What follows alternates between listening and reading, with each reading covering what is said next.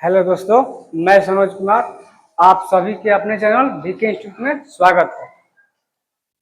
दोस्तों, आप सभी को मालूम है कि हम लोग एक फाउंडेशन पर चला रहे हैं जिसका कोई भी पैसा नहीं लगा, पूरा कोर्स फ्री में कराया जाएगा। जैसे कि हमारा क्लास कुछ कारणवश नहीं हो रहा था, अब लगातार क्लास मिलेगा आपको। तो हम अभिक्रिया के बारे में पढ़े थे, जो चार होता है, मुख्य रूप से चार होता है, और उसके जो आगे है वो आज की क्लास में पढ़े। तो चलिए आज का टॉपिक हम शुरुआत करते हैं। आज का टॉपिक है उत्क्रमणीय तथा अनुत्क्रमणीय अभिक्रिया।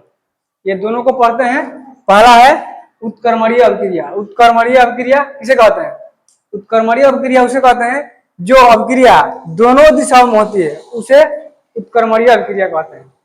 आइए अब एग्जाम्पल के माध्यम समझते हैं। जैसे N2 है, 2NH3 है, तो यहाँ पर है 2NH3। देखिए, हम आपको पहले बताए थे ये क्या है, ये अभिकारक है और ये उत्पाद है। उत्पाद है, देखिए इसको सिर्फ क्या किया है, संतुलित किया है। सिर्फ क्या हुआ है, संतुलित हुआ है।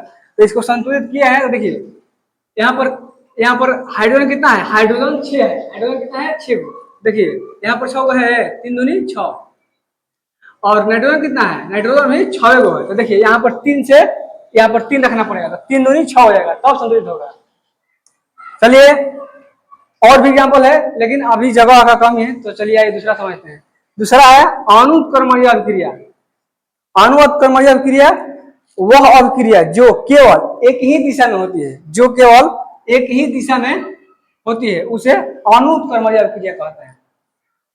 जैसे हम आपको बताए थे विस्थापन, जो अलग अलग हो जाता है। देखिए यहाँ पर है 2NaOH, यहाँ पर H2SO4, तो यहाँ पर क्या बना रहा है, Na2SO4 प्लस 2H2O।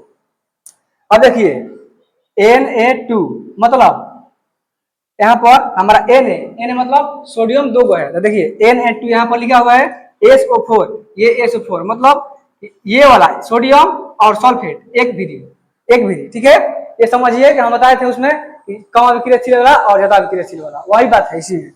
तो Na और SO4 एक विधि आ जाएगा, और जल कहाँ चल जाएगा, जल अलग हो जाएगा। तो 2H2O ये जल का फॉर्मूला होता है, और ये होता है सोडियम कार्बो, ये होता है सोडियम सल्फेट होता है, ये सोडियम सल्फेट होता है, सोडियम सल्फेट। तो चलिए अब आगे के और समझते हैं।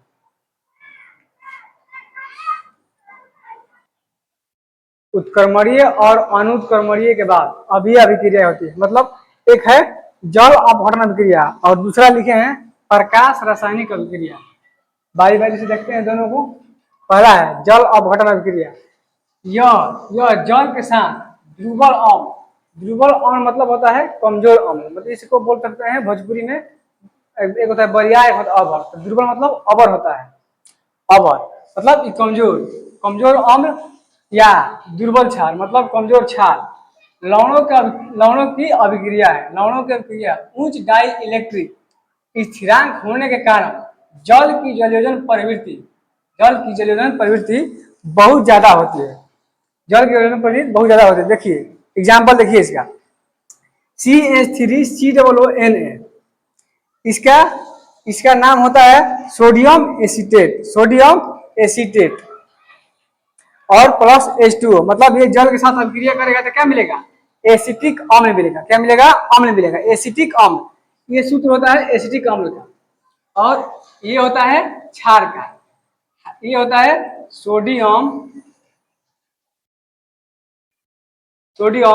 Hydra oxide.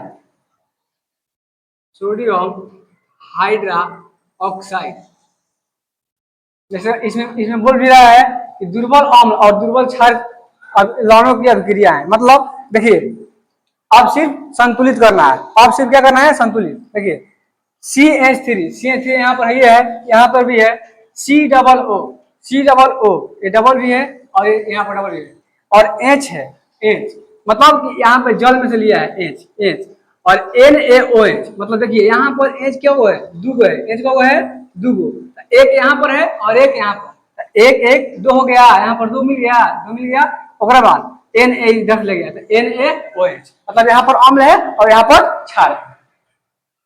अब आइए दूसरा पर समझते हैं। प्रकाश रासायनिक अभिक्रिया, प्रकाश रासायनिक अभिक्रिया ये क्या होता है? यह रासायनिक अभिक्रिया सूर्य के प्रकाश की उपस्थिति में होता है, सूर्य के प्रकाश की उपस्थिति में होता है। किसके उपस्थिति में? सूर्य के प्रकाश की उपस्थिति में। देखिए समझते हैं, जैसे CO2 प्लस H2 मतलब CO2 मतलब कार्बन डाइऑक्साइड प्लस H2O मतलब जल, ये दोनों को सूर्य के प्रकाश की उपस्थिति में हम जब इसको अभिक्रिया करेंगे तो क्या मिलेगा? और क्लोरोफिल की उपस्थिति में मतलब क्या मिलेगा? देखिए C6H12O6 C6H12O6 plus 6H2O plus 6O2। देखिए इसी जो ये क्या है, ये जो मेरा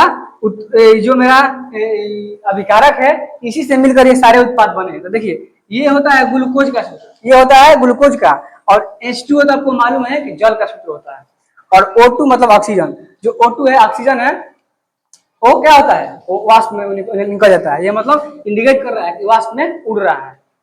चलिए आइए अगला अभिक्रिया समझते हैं। अगला है ऊष्माक्षेपीय अभिक्रिया और ऊष्माशोषी। चलिए दोनों को बारी बारी से देखते हैं। ऊष्माक्षेपीय अभिक्रिया, जिन अभिक्रियाओं में उत्पाद के साथ साथ ऊष्मा तथा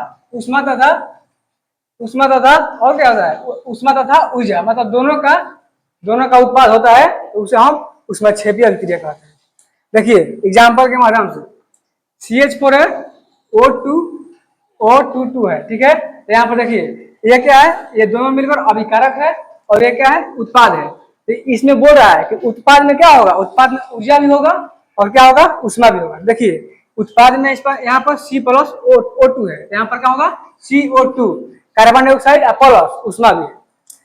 अगला देखिए ऊष्माशोषीय अभिक्रिया। ऊष्माशोषीय अभिक्रिया क्या करता है कि जिन अभिक्रियाओं में ऊर्जा अवशोषित होता है उसे ऊष्माशोषीय अभिक्रिया कहते हैं। इसमें क्या होगा? अवशोषित मतलब कोई चीज अवशोष कर लेगा, मतलब खींच लेगा। देखिए यहाँ पर ये क्या है?